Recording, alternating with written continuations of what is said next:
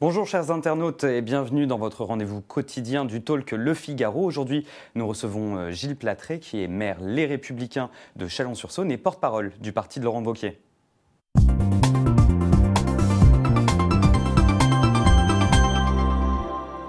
Alors Gilles Platré, bonjour. Bonjour.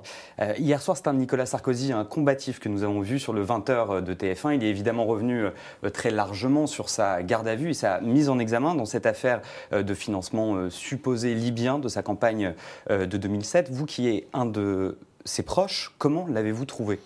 Comme on l'aime, c'est-à-dire, alors comme on l'aime ou comme on le déteste, parce que finalement cet épisode renforcera l'admiration de ceux qui sont un peu fans de Nicolas Sarkozy et qui l'estiment beaucoup, et sans doute renforcera aussi la détestation de ceux qui ne l'aiment pas. La vérité, c'est qu'il est en dehors de ses clivages aujourd'hui, d'ailleurs il l'a très bien dit, ce qu'il veut, et je pense qu'il a eu le mérite de replacer sur ses bases le débat.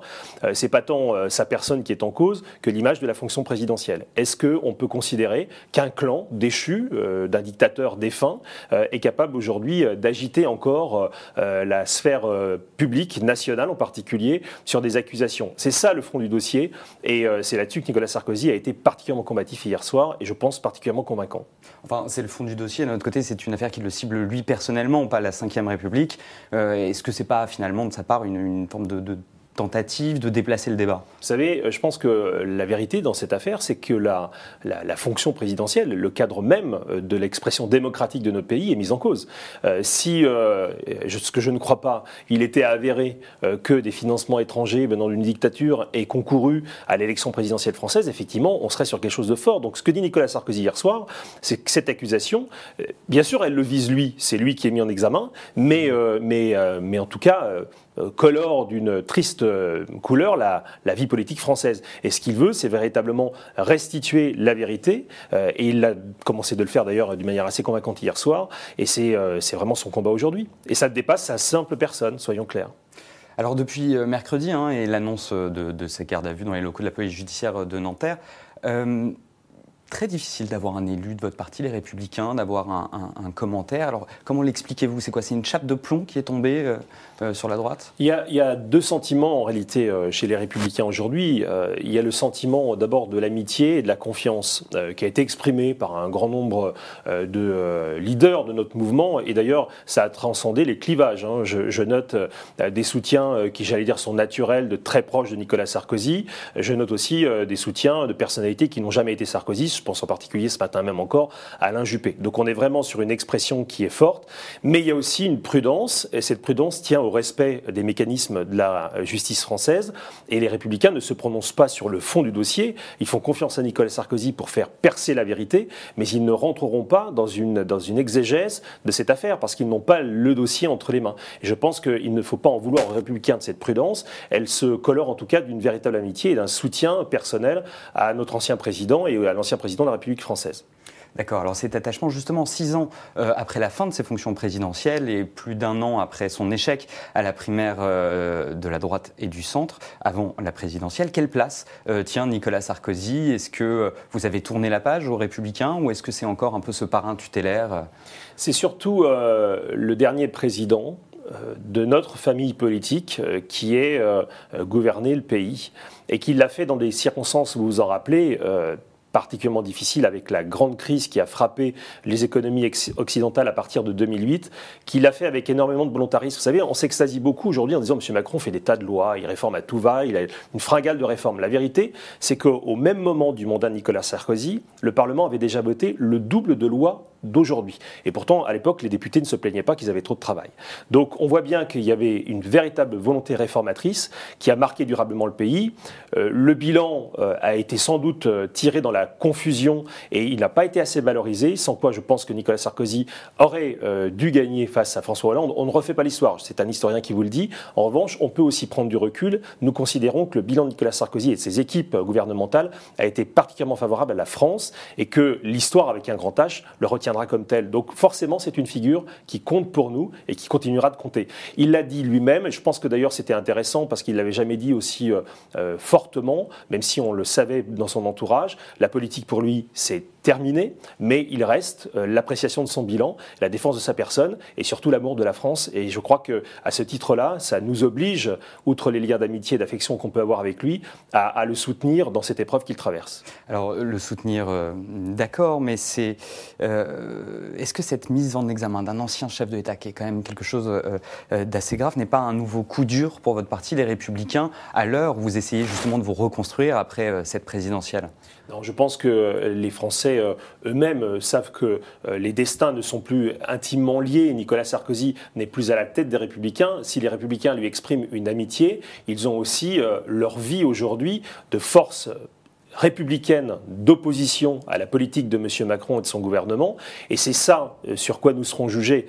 Nous déployons sur le terrain, comme vous le savez, un grand nombre d'actions. Nous sommes à la pointe, et nous l'avons été, sur les attaques face aux retraités, les attaques au pouvoir d'achat, les attaques contre les classes moyennes, les attaques contre les automobilistes. Ça, ce sont nos combats. Il y en aura encore d'autres demain. On parlera peut-être des conflits sociaux qui sont aussi un révélateur de l'état de l'opinion publique aujourd'hui. Nos combats sont là, et c'est là-dessus que nous serons jugés, pas sur Nicolas Sarkozy, même si, je le redis, ça n'empêche pas que nous lui témoignons notre amitié, bien évidemment. Alors sur les conflits sociaux, justement, la journée d'hier a été marquée par une journée de mobilisation de la part de la fonction publique ainsi que des agents de la SNCF qui défilaient contre la réforme du rail voulue par le gouvernement. Pensez-vous que ce mouvement social peut être dur, s'agréger et finalement faire vaciller le gouvernement comme il l'avait fait avec le gouvernement d'Alain Juppé en 1995 ? J'ai peur que le gouvernement n'entende pas ce qui est en train de se passer dans le pays. Je crois que nous sommes revenus à un état de colère qui était digne de celui de la fin du quinquennat de M. Hollande.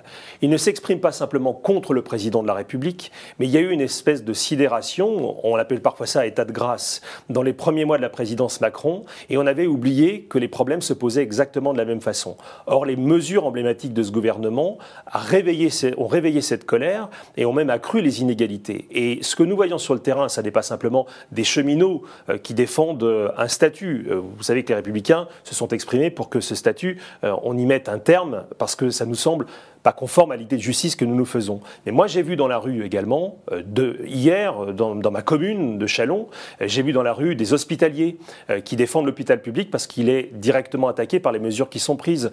J'ai vu également, dans d'autres villes de France, des avocats qui se sont joints, des jeunes, des retraités. Donc on voit bien qu'en réalité, la colère qui était peut-être tue sous l'effet de la nouvelle présidence est en train de remonter la surface. Et ma crainte, précisément, c'est qu'à force d'entendre ce gouvernement dire j'assume, j'assume, j'assume, on n'entende pas la colère du peuple et qu'elle finisse par monter. On a vu hier déjà que des incidents ont émaillé un certain nombre de cortèges, non pas dus aux manifestants bien évidemment, mais des gens qui s'agrègent. Et je ne voudrais pas que la surdité du gouvernement finisse par aboutir à des actes de violence. C'est ça le sujet qui est le nôtre. Il est grand temps que le gouvernement entende le pays. Pour le moment, il y en est complètement sourd.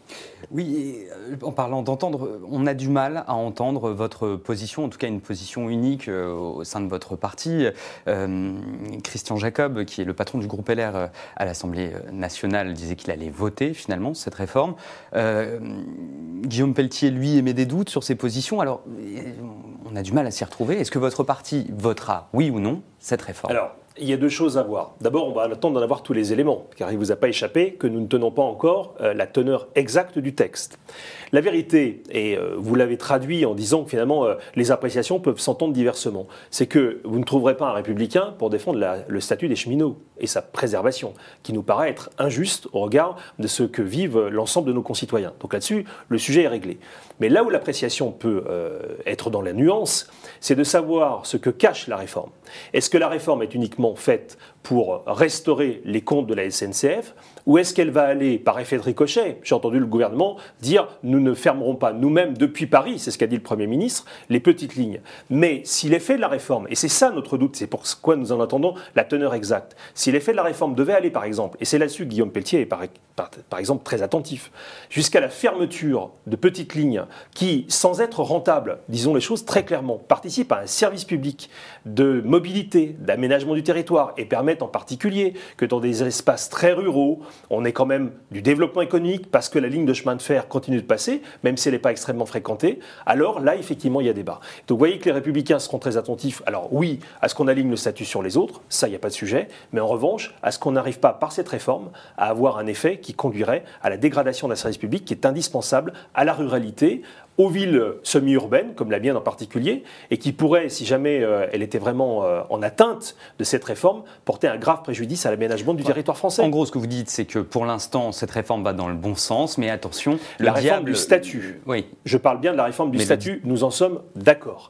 Mais le diable se cache dans le détail. Exactement. Le ricochet de cette réforme pourrait aboutir à quelque chose que nous refuserons de toute façon. Très bien. Alors, autre actualité, ce dimanche, les électeurs du Loiret et de Mayotte sont appelés pour le second tour d'une législative partielle aux urnes. Est-ce que vous êtes confiant pour ces deux élections ? Nous voyons en tout cas sur le territoire national, depuis que des partielles sont organisées, à la suite d'un certain nombre d'annulations d'élections, un mouvement très net de recul des électeurs se portant sur les couleurs d'En Marche. Il y a eu une espèce d'euphorie qui a saisi le pays, mais j'allais dire mécaniquement à la suite de l'élection d'Emmanuel Macron, des électeurs, dont certains des nôtres d'ailleurs, mais également des électeurs de gauche, qui étaient traditionnellement des électeurs du Parti Socialiste, se sont portés sur des candidats En Marche en juin 2017. Depuis qu'on revote, on voit bien que c'est un reflux massif et que si aujourd'hui on devait refaire une élection générale dans le contexte que nous dessinent les partiels, je ne suis pas certain que la majorité d'En Marche serait, je suis même certain du contraire, ne serait pas aussi forte. Serait-elle encore majoritaire ? Ça, c'est une vraie question. Et vous l'expliquez comment ? C'est l'implantation ? C'est le fait qu'En Marche est trop neuf, n'est pas encore assez profondément ancré dans les territoires ? Mauriac disait, cette citation que j'aime bien, c'est qu'à un moment donné retombent les dernières brumes de grâce. Alors il le disait pour un personnage autrement glorieux qui s'appelait le général de Gaulle en 1946. Mais je pense aujourd'hui qu'un certain écran de fumée est en train de retomber autour d'Emmanuel Macron et que la réalité du pouvoir et de ce gouvernement est en train d'apparaître. Et du coup, ça se traduit dans les urnes. Alors on nous dira, il n'y a pas assez de participation. Je rappellerai qu'en juin 2017, on n'a pas battu des records de participation par rapport à d'autres législatives.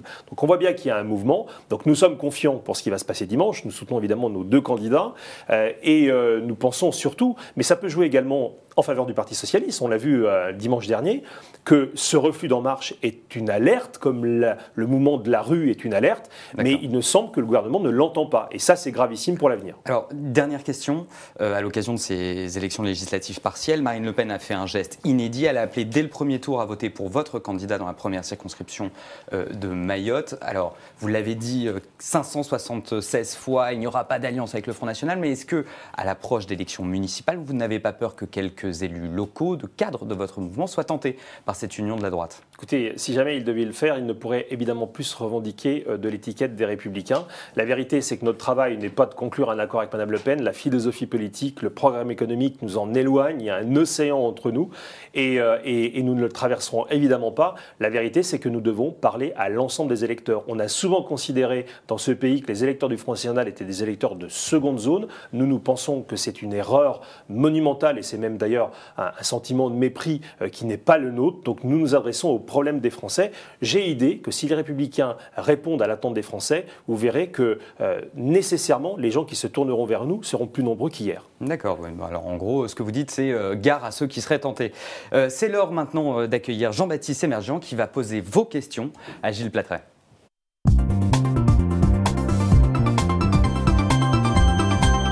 Bonjour Jean-Baptiste. Bonjour Charles, bonjour Gilles. Bonjour. Platret. Une première question de résistant. Le résistant déclare « Les élites LR, donc les Républicains, sont hors sol ». Vous lui répondez quoi, résistant ? Écoutez, c'est quelque chose qu'on entend assez souvent quand même. Je ne sais pas à quoi il résiste, votre résistant, parce que c'est toujours le problème des pseudos. Est-ce que les élites LR sont hors sol ? Vous savez, moi je suis élu local, donc j'ai du mal à me considérer comme hors sol. Alors peut-être que je ne suis pas l'élite en réalité, c'est peut-être ça le vrai sujet. La vérité, c'est que nous sommes aujourd'hui le parti... Vous êtes secrétaire national des Républicains, je suis porte-parole. Je suis porte-parole. En tout cas, je suis dans l'équipe dirigeante, j'en suis très fier de la responsabilité que Laurent Wauquiez m'a confiée. Mais la vérité, c'est que nous sommes aujourd'hui le parti des territoires. Il n'y a pas un parti qui puisse revendiquer plus d'élus locaux que nous en ce moment. Donc la meilleure façon d'être hors sol, c'est d'être les pieds dans la glaise. Vous savez, je suis certain qu'un grand nombre des élus LR qui ne pensaient pas il y a encore un an être jamais élus dans leur vie sont beaucoup plus hors sol que nous le sommes. En tout cas, nous avons une obligation, c'est peut-être pour répondre à l'interpellation qui est faite, je la prends en bonne part, c'est de ne jamais oublier que la politique se joue sur le terrain et pas dans les cabinets ministériels. Nico, dit vous soutenir pleinement sur la baisse de la vitesse à 80 km/h. Vous êtes vraiment impliqué dans ce sujet. Mais Nico ajoute que cette baisse augmentera les accidents car elle augmentera l'agressivité sur la route. C'est pas vraiment ce que dit Benjamin Griveaux. Alors, vous savez, je ne sais pas ce que pense M. Griveaux qui... M. Griveaux, il dit entre 300 à 400 morts par année en moins en baissant de 10 km/h. Vous savez qu'on a des exemples de pays étrangers qui, en contraire, ont augmenté de 10 km/h. Cet exemple-là, il existe effectivement, mais il a été contredit par la sécurité routière en France. Mais moi, j'attends simplement qu'on nous donne, et ça, c'est quand même une grande inconnue dans ce dossier, on nous dit qu'on a fait une expérimentation de juillet 2015 à juillet 2017. Or, le gouvernement s'obstine depuis des mois à nous donner les chiffres de cette expérimentation. Pourtant, il s'appuie sur ces résultats pour dire nous allons baisser le nombre de morts grâce à l'abaissement de la vitesse. Nous, ce que nous disons, c'est d'une part, donnez-nous les chiffres s'ils sont si probants. Or, pour le moment, on ne les a toujours pas. Est-ce que c'est pas du bon sens? Non, mais un petit peu de se dire on va moins vite, donc il y a moins de crash, c'est moins dangereux. Alors, dans ce cas-là, il faut abaisser à 30 km/h sur toutes les routes et vous n'aurez pratiquement plus de tués. La vérité, c'est que sur des routes secondaires, 400 000 km sont impactés quand même par cette baisse à 80 km/h. Le vrai enjeu serait la sécurisation des routes, pas l'abaissement de la vitesse. Ce que nous demandons, c'est que l'État soit aux côtés des départements, des communes parfois, pour nous aider dans un grand plan de sécurisation. Donc là, on va par le haut et on ne donnera pas le sentiment, parce que c'est un peu quand même l'idée que les Français en ont et que nous en avons avec eux, qu'en abaissant à 80 km/h, on va encore ennuyer les gens qui prennent leur voiture pour aller travailler, notamment sur ces petites routes, donc en milieu rural et semi-urbain. Et surtout, on va de nouveau taxer les Français, quand ce n'est pas par le gasoil, ça sera par la contravention. Donc je pense que ça n'est pas la bonne solution. La meilleure des solutions, on le sait tous, c'est la sécurisation des routes. Mais ça, il faut un petit peu de courage, un petit peu de finance aussi. C'est au gouvernement de dire s'il est prêt à aller là-dedans plutôt que d'être dans la coercition. Jean-Marie tweet « Vive les Républicains, c'est la seule chance pour la France et surtout pour les retraités ». Les retraités, c'est votre base électorale? Je ne sais pas. Écoutez, je note en tout cas que c'est de moins en moins celle du président Macron parce qu'il y a une chute libre en ce moment. Je pense que les retraités, aujourd'hui, vous savez, quand vous êtes à la place de quelqu'un qui a bossé toute sa vie, parfois dans des conditions de travail pas toujours très agréables et parfois même très pénibles, que vous avez cotisé pour vos aînés, parce que les retraités d'aujourd'hui, selon le système de répartition, ont payé leur vie durant pour leurs aînés. Et qu'arriver dans la dernière étape de cette vie, que je souhaite la plus longue possible aux retraités en bonnes conditions, s'entendre dire, mais finalement, vous êtes quand même plutôt favorisés par rapport à ceux qui sont aujourd'hui au chômage ou qui travaillent, donc vous devez continuer quelque part à cotiser, alors que le contrat, c'était que vous cotisez pendant votre vie et on vous assure à vous, quand vous serez à la retraite, le même niveau de vie, eh bien là, il y a rupture du contrat social. Et je pense que si c'est si violemment vécu par les retraités, qui n'ont quand même pas trop l'habitude de se mobiliser par ailleurs, c'est qu'il y a une véritable injustice. Nous l'avons dénoncé très vite, nous avons dénoncé l'incohérence des chiffres gouvernementaux, qui nous disaient que personne ne serait touché, d'abord au-delà de 1 400 € de pension par mois, on est tombé à 1 300, puis 1 200, puis on se rend compte aujourd'hui qu'avec 1 000 € de pension par mois, vous êtes en capacité d'être taxé par l'augmentation de la CSG. Donc oui, il y a une injustice. Oui, nous prônons la justice pour ceux qui ont travaillé dans le pays. Il y a quelque chose qui tient du contrat social, en tout cas tel qu'il est bâti par la retraite par répartition depuis la Deuxième Guerre mondiale, depuis la fin de la Deuxième Guerre mondiale. Donc ce pacte-là, nous y sommes attachés, donc nous portons ce mouvement. On change de sujet avec une question d'Alexandre. Alexandre, ça nous a un autre fidèle de Nice. Et Alexandre vous demande, Marine Le Pen au second tour de la présidentielle, n'est-ce pas une chance car elle s'est décrédibilisée? C'est une question bien plus politicienne. Écoutez, en tout cas, l'exposition médiatique de Mme Le Pen, en particulier lors du débat de deuxième tour, a tout de même montré à quel point elle ne connaissait pas ces dossiers. Quand vous aspirez au pouvoir suprême, vous ne pouvez pas être pris à défaut de connaître les dossiers du pays. Vous pouvez toujours faire des belles phrases dans des meetings, mais vous arrivez à un niveau de responsabilité qui vous porte à ne rien négliger. Nous avons vu, les Français ont vu, une Marine Le Pen dans le slogan, dans l'agressivité. Je ne dis pas que M. Macron portait un programme qui nous a fait rêver, loin de là, et nous l'avons combattu et nous continuons de le faire. Mais la vérité, c'est que Mme Le Pen, ce jour-là, face à la France, à un moment suprême de la vie politique du pays, a montré qu'elle n'était pas capable de gouverner la France. Et ça, c'est quelque chose d'absolument essentiel. Chacun en tirera les conclusions qu'elle veut, mais en tout cas, à nos yeux, elle n'a jamais été très haut dans notre estime, vous le savez, mais elle s'est complètement discréditée. Dernière question. Quelle est l'implication des Républicains avec le site d'action dont l'édition 2018 commence aujourd'hui? Nos élus locaux sur le terrain. Je reviens souvent là-dessus, pardonnez-moi, c'est un maire qui vous parle. Nos élus locaux sont au contact quotidien des associations qui, dans le domaine de la lutte contre la propagation du sida, mais également, bien entendu, dans toutes les recherches, on parle du sida sur cette action-là, mais on parle aussi de toutes celles qui peuvent se développer, sont véritablement impliquées. Je vais être très clair, ça n'est pas une marque de fabrique des Républicains. Les élus locaux de toute étiquette sont là. Mais nous sommes aux côtés de ceux qui se battent et nous continuerons de l'être. Je pense que c'est une cause que d'ailleurs, lorsque nous étions au pouvoir, nous avons largement promu du temps de Nicolas Sarkozy, du temps de Jacques Chirac aussi. On se rappelle très bien à quel point cette cause est devenue une cause nationale à ce moment-là. Donc, dépassons les clivages. La vérité, c'est que c'est une cause qui nous intéresse tous. Nous serons aux côtés de ceux qui la promeuvent. Vous, dans les faits, à Chalon-sur-Saône, nous sommes aux côtés des associations, bien évidemment. Et je peux vous dire que sur le terrain, dès qu'une association ou une fédération d'associations se bat et se remue véritablement, retrousse les manches pour ces causes-là, les élus sont à leur côté, donc j'y suis aussi. Très bien. Eh bien, merci beaucoup et merci à vous, chers internautes. C'est fini pour aujourd'hui le Talk du Figaro. Continuez de suivre l'actualité sur lefigaro.fr et sur le Figaro Live.